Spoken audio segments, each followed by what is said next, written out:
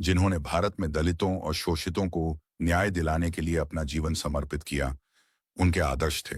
एक दिन कांशीराम ने अपने कार्यालय में अंबेडकर की पुण्यतिथि मनाने का प्रस्ताव रखा। उन्होंने सोचा, अंबेडकर ने सभी शोषित समाज के लिए संघर्ष किया है, यह तो सभी के लिए गर्व की बात होनी चाहिए। लेकिन जब उन्होंने इस प्रस्ताव को अपने वरिष्ठ अधिकारियों के सामने रखा, तो उनके शब्दों को सुनते ही माहौल बदल गया।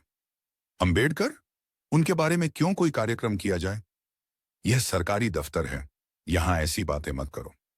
ये बातें कांशीराम के दिल पर गहरी चोट कर गईं। उन्होंने महसूस किया कि यह केवल अंबेडकर का अपमान नहीं था, बल्कि उन करोड़ों दलितों और पिछड़ों का अपमान था जिनके लिए उन्होंने संघर्ष किया था। सवाल जिसने कांशीराम को झकझोर दिया। अधिकारी तो उन्हें चुप कराने की कोशिश कर ही रहे थे, लेकिन बात यहीं खत्म नहीं हुई। उनके सहकर्मियों में से कुछ ने भी कहा, कांशीराम, तुम्हें ऐसे मुद्दों में उलझने की क्या जरूरत है? अपनी नौकरी करो और चुप रहो। उस दिन कांशीराम ने खुद से सवाल किया, क्या सचमुच हम इतने मजबूर हैं कि अपने नायकों का सम्मान भी नहीं कर सकते? क्या यह नौकरी हमारे आत्मसम्मान से बड़ी है? रातों की नींद छीन लेने वाला एहसास। उस घटना के बाद कांशीराम कई रातों तक सो नहीं सके। उन्होंने महसूस किया कि यह समस्या केवल उनके दफ्तर की नहीं थी, यह पूरे समाज की थी। दलित, पिछड़े और अल्पसंख्यक आज भी उसी जातिवाद की जंजीरों में जकड़े हुए थे, जिसे तोड़ने के लिए अंबेडकर ने जीवन भर संघर्ष किया था। कांशीराम ने तय कर लिया कि वह इस अन्याय के खिलाफ कुछ करेंगे। लेकिन सवाल था, कैसे? पहला कदम, बामसेफ की शुरुआत। उन्होंने सोचा, जो लोग शिक्षित हैं, जिनके पास संसाधन हैं, उन्हें सबसे पहले इस आंदोलन में शामिल करना होगा। इस सोच के साथ उन्होंने BAMCEF, backward and minority communities employees federation, की नींव रखी। इसका उद्देश्य था सरकारी और गैर सरकारी क्षेत्र में काम करने वाले उन कर्मचारियों को जोड़ना, सामाजिक बदलाव के लिए काम कर सकें। कांशीराम ने अपने शब्दों में कहा था, अगर हमारे समाज के शिक्षित लोग जाग जाएं, तो बदलाव कोई रोक नहीं सकता। दूसरा कदम, DS4 का गठन। बामसेफ के बाद उन्होंने महसूस किया कि यह लड़ाई केवल जागरूकता तक सीमित नहीं रह सकती, इसे सड़कों पर ले जाना होगा।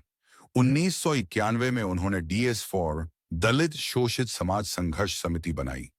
यह संगठन दलितों और शोषितों को एक मंच पर लाने और उनके हक की आवाज बुलंद करने के लिए बना।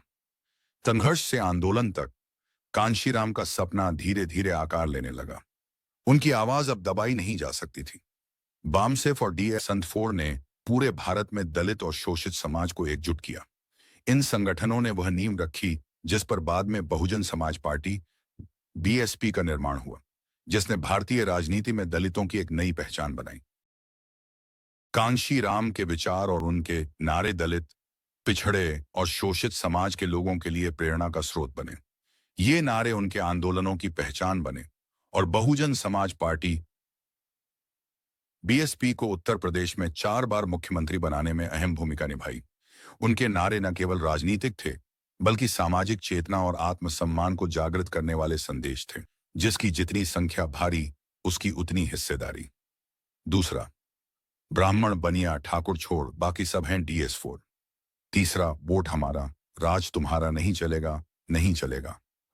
चौथा, सामाजिक परिवर्तन से ही राजनीतिक सत्ता मिलेगी। कांशीराम ने इस नारे के जरिए दलित और शोषित समाज को बताया कि वे अपने वोट का सही इस्तेमाल करें और सत्ता में अपनी भागीदारी सुनिश्चित करें। महत्व, इस नारे ने बहुजन समाज को चुनावों में जागरूक किया और उनके वोट को शक्ति में बदलने का रास्ता दिखाया। पूरा वीडियो देखने के लिए आप सबका धन्यवाद।